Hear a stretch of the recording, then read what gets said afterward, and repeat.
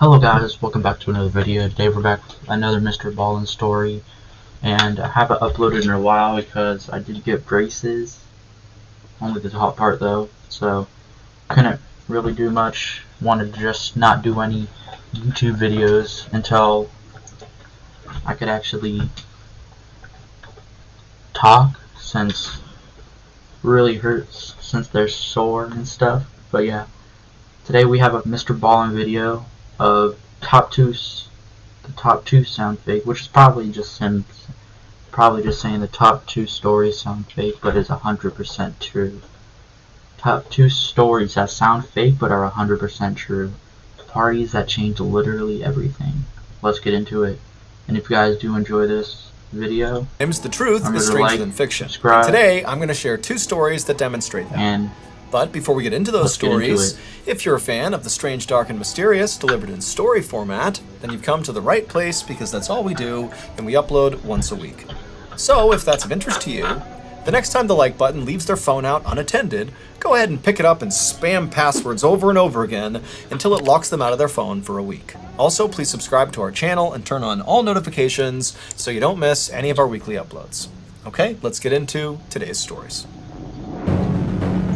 This video is going to be short. It's only a 20-minute long one compared to my usual Mr.Ballen videos, which are like 30, 40, 50 minutes. Deer crossing. At around 8 p.m. on December 16th, 2023, a 31-year-old man named Nestor Flores was driving down a highway just outside of Dallas, Texas, with both his hands tightly gripping the steering wheel.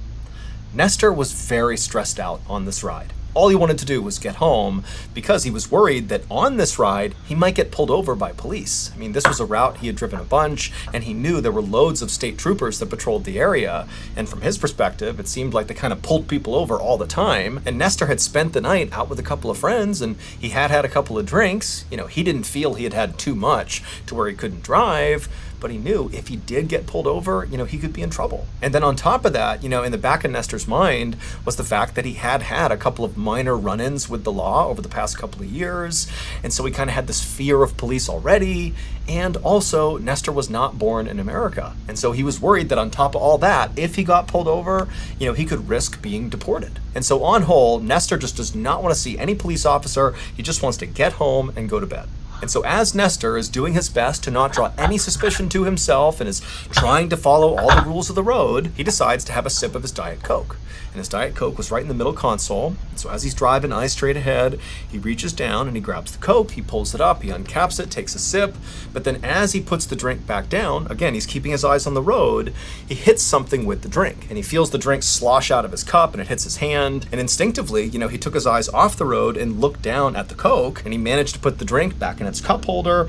And then when he brought his eyes back to the road, there was a deer in the middle of the road. He was too close to swerve out of the way, and so at full speed, he smashes into this deer. The deer hits his front windshield and basically caves in the passenger side windshield and flips up and over the back of his car. And Nestor, amazingly, was composed enough to not swerve wildly post-impact, because he knew if he did that, he could run into oncoming traffic or something. And so he just kept on going straight and gradually slowed down and pulled off the side of the road. And as he did, he looked over his shoulder, seeing if this deer was basically lying in the road, or even worse, maybe it hit some other car. But when he looked over his shoulder, the road was clear. There was no deer. Now, even though Nestor was obviously very shaken up at this point, he just had this horrible car accident with this deer, and he's already on edge about getting pulled over by police. But for the moment, it was just peaceful on the highway. No cops were coming up to him, and he's pulled over to the side. Physically he was okay. It seemed like the deer was okay. It clearly ran off the road or something. And there was damage to his car. The deer really smashed in the front of his car, and the windshield, especially on the passenger side, was damaged to the car. But Nestor was able to see through his side of the windshield, and when he put the car back in drive and hit the gas, the car seemed to drive just fine. And so even though Nestor felt kind of bad that he had smashed this deer, he thought, what am I going to do? Go find the deer and make sure it's okay? He can't really do anything. It's nighttime. And so he made the decision that, nobody saw this, and it seems like everything's okay, so I'm just going to drive home, and I'll take care of my car tomorrow. But after driving 38 more miles from the impact site, Nestor's car began making this horrible rattling sound from the engine, and also smoke began to billow up out of the front of his car. And so Nestor knew, this is so conspicuous. How He's far going to away get pulled is he over from if he his doesn't house? stop. And so feeling really annoyed 38 because he was miles, actually pretty still close ain't to home home yet? at this point, Nestor pulled off the highway and came to a stop in a parking lot of a fast food restaurant. Jack in the And so at first, all Nestor did was just turn off his car and wait for a couple of minutes in hopes that, that would be enough to cure his car. But after a couple of minutes, the smoke continued to billow out of his car, and then when he tried to turn it back on again, the car simply wouldn't start. And so at this point, Nestor knew he had to call a tow truck. But when he reached for his phone was dead, and he didn't have a phone charger in his car, and so he's like, great, I can't even call a tow truck. But then he looked up and saw the fast food restaurant was open, and he decided he would just go in there, and he would ask one of them if they had a charger. So Nestor gets out of his smoking car, right now. he walks into the restaurant, he goes up to the counter, and he asks the person behind the counter, like, hey, my phone's dead, do you have a charger? Do you mind charging my phone? But the employee, they didn't say anything back to Nestor. They just stood there with their mouths open and their eyes wide, staring at Nestor, like they couldn't believe what they were looking at. And so Nestor's thinking, like, what's wrong with this person? Hey, do you have a charger or not? And the employee, who by this point is pale as a ghost, just shook their head at Nestor, like, no, they don't have a charger. And then they just stood there, still staring at Nestor. And so now Nestor is genuinely just furious. I mean, the whole night has completely derailed here. All he wanted to do was get home, and it's like one horrible thing happens after another. And so Nestor was just like, okay, fine. And he turned around and he left the restaurant and went back to his car, thinking maybe if I search the whole vehicle, there's bound to be a charger in there somewhere. And so Nestor gets back into his car, he climbs into the driver's seat, he shuts the door, and as he begins looking around his car for this charger, he begins to feel really sleepy. And actually, he eventually just kind of leans forward and falls asleep in his car. More than 2 hours later, Nestor woke up to the sound of somebody tapping on his window. And so Nestor groggily turned and looked, and it was like the worst case scenario. It was a police officer who was shining his flashlight into the vehicle, clearly gesturing for Nestor to roll his window down. And so Nestor was totally compliant. He rolled the window down and he looked at the officer, and before Nestor could even say anything, the officer said, "Get out of the car." And so Nestor, he gets out of the car and he's thinking to himself, why is he acting so aggressively towards me? Like, what have I done? That's not good. And so Nestor, he gets out of the car, and again, before Nestor can ask any questions, the officer just says to Nestor, "What happened tonight? Like, what's going on here?" And so Nestor, he knows his car is jacked up, and here he is sleeping in the parking lot. And so he turns to the officer and begins explaining the deer story. He was driving down the road, he hits this deer, it went over the top, he didn't see it, he didn't report it. And as he's telling the officer this, he's thinking, oh my gosh, like, is there a law? Like, if you hit a deer, are you supposed to report it? Is that what's going on? Maybe the deer did die, and it was in the middle of the road, and somebody saw his license plate, and now the cop was here. And so Nestor began to panic, trying to explain the logic behind leaving the deer, and how sorry he was, he should have stopped, he should have called the police. But the officer finally just put up his hand, telling Nestor to stop talking, and then the officer took his flashlight and he shined it past Nestor at his car. And when the officer did that, the officer immediately grabbed his radio and began barking orders into it, saying he needed backup. And so Nestor's like, what is going on here? Like, this whole night has been such a disaster. Like, what did I do? Broken car? And so Nestor, he turned to see what the cop was looking at on his car that would elicit such a big response from him. And when he looked at the passenger seat of his car, where the cop's light was now shining, Nestor froze for a second and then just started to scream. It would turn out that even though Nestor believed he had only had, a few drinks and he was okay to drive, the reality was he was completely annihilated drunk and should never have been behind the wheel. And when he was driving on the highway, anxiously trying to get home, well, he didn't hit a deer.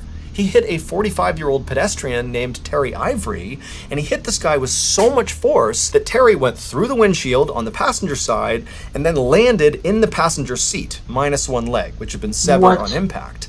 And then Terry's dead body sat there in the passenger seat with Nestor having no idea. He thinks there's a deer back there, but there was never a deer. There's just a dead guy next to him. And Nestor just drove 40 more miles with Terry's dead body next to him. And then when Nestor's car began to smoke and make noises, he pulled off the highway to that fast food restaurant parking lot. And then when he went inside the restaurant to try to get a phone charger, what did he look like? The reason that employee was so shocked to see Nestor and he basically not even speak when Nestor was trying to talk to them was because Nestor was covered practically head to toe in blood, Terry's blood. Now, it's not entirely clear why that employee did not immediately call police, but, after Nestor left the restaurant, went back to his car and fell asleep, during the time Nestor was sleeping, someone inside the restaurant did call the police, and that's why they showed up and knocked on Nestor's glass. Nestor was charged with collision involving death in December of 2023. However, his case has not yet been adjudicated. That's a very crazy story.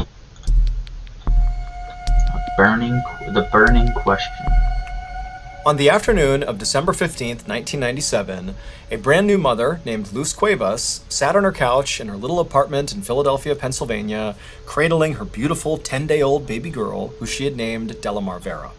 And in the room with Luz and her daughter were some members of Luz's extended family who had come over to meet the baby. And so for about an hour, the family all took turns, holding the baby and complimenting how cute her little dimples looked. And then eventually the baby started to get fussy, at which point Luz said she was going to take her upstairs and put her to bed. And so Luz brought Delamar upstairs to her nursery, and she put the baby down in her crib, and she stayed with her for a bit until Delamar finally had kind of dozed off to sleep. And so after being sure that her daughter wasn't going to stir, Luz got up and she began making her way towards the door, and right before she left, she made sure to plug in the space heater for her daughter's room to make sure it would stay warm enough while her daughter slept. And then after that, she left the room, shut the nursery door, and went back downstairs to rejoin her family. Luz's family didn't stick around much longer after Luz came downstairs, and after they were all gone, Luz realized she was totally exhausted and her daughter was still fast asleep upstairs, and so Luz decided she would also lie down and try to take a nap herself. But as soon as she closed her eyes, she heard this loud thud sound coming from the second floor. And it sounded like something really heavy had smashed into the ground. And she's thinking, her daughter's up there. Could that be her daughter somehow falling out of the crib or something? And so Luz jumped up, sprinted upstairs, and as she looked down the hall, she could clearly see there was black smoke billowing out of her daughter's nursery. And so Luz charges down the hall, she opens up the door, and she looks into her daughter's room, and it's completely engulfed in flames. I mean, everything is on fire, but it's her baby girl in there, and so without any hesitation, Luz charges into the inferno. But when she gets up to the crib, the crib is so completely on fire that when she looks in, she can't even see her daughter. And so in a craze, she begins looking around the room, thinking maybe my daughter did fall out of the crib, and she's somewhere else in the room, but everything is on fire. She can't see anything. And so as Luz is literally catching on fire and breathing in all the smoke, she's screaming for her daughter. And then a couple of minutes later, firefighters burst into the door and they literally drag Luz out of the nursery. She hasn't found her daughter. She's screaming, where's my baby? But the firefighters, they bring her outside. And just a couple of minutes later, they were able to extinguish this blaze. And after they came out of the house again, they found Luz, who had all these terrible burns in her body, and she's totally messed up from this fire. And they tell her that unfortunately, her daughter was dead. After Delamar's death, Luz's life completely fell apart.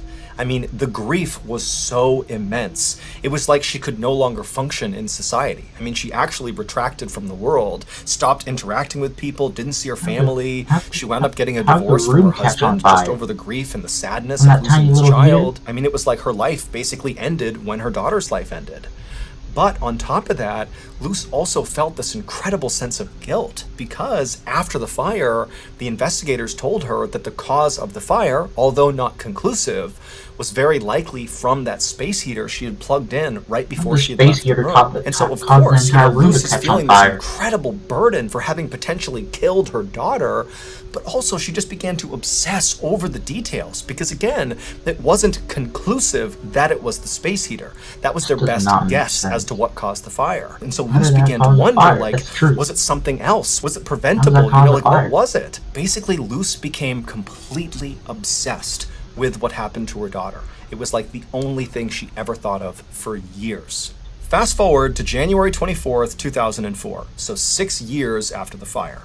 And on this day, Luz was invited to a family party. There was a get-together, and, Luz basically never went to any family function or really left her house much at all. But for some reason, on this day, she decided to go out. And so she goes to this party, and when she gets there, remember, Luz has basically been a recluse for the past 6 years. And so she's not going to immediately start socializing. And so instead, she just goes in the house and kind of finds a spot in the back, kind of away from everybody else who's chatting, and just stands there, kind of people watching. And as she's doing that, something catches her attention off to the side. And when she turns to look at it and sees what it is, she immediately just freezes. 3 days later, Luz walked into the office of a local state legislator, and after saying hello, she sat down, reached into her purse, and pulled out a little plastic bag that contained a folded up napkin. And she slid it across the table to the legislator. So he picked up the bag and stared at it inquisitively as Luce dove into this wild explanation about what was in this bag and why she was here. And at the end of this totally off-the-wall, insane-sounding story, the legislator was left just kind of staring at Luce and looking back at the bag in total shock. And then finally, after a couple of moments of silence, the legislator just said, "Okay, yeah, I'll see what I can do." It would turn out the fire was not caused by the space heater that Luce had plugged in right before she left her daughter's room. There's no way it would cause fire. Instead, police believe after Luce came downstairs and tried to take a nap, somebody broke into her apartment, went into the nursery, and set the fire on purpose, but not before abducting the baby. And that person was one of Luce's own family members who had been at her apartment that day celebrating the birth of Delamar Vera. It was Luce's husband's cousin, Carolyn Correa. And in fact, on this same day, before the fire and before the abduction, Carolyn made a point to announce to the whole family that she was pregnant, even though she wasn't. It was just going to be her cover story for why she suddenly had this brand new baby. 6 years later, when Luce was at that family party, well, the thing that caught her attention on the other side of the room was her daughter. She literally saw her daughter, and even though she hadn't seen her in 6 years, she instantly knew it was her because of her distinctive dimples. Now, Luce knew she couldn't just suddenly yell out, like, "That's my daughter!" So instead, she came up with this plan.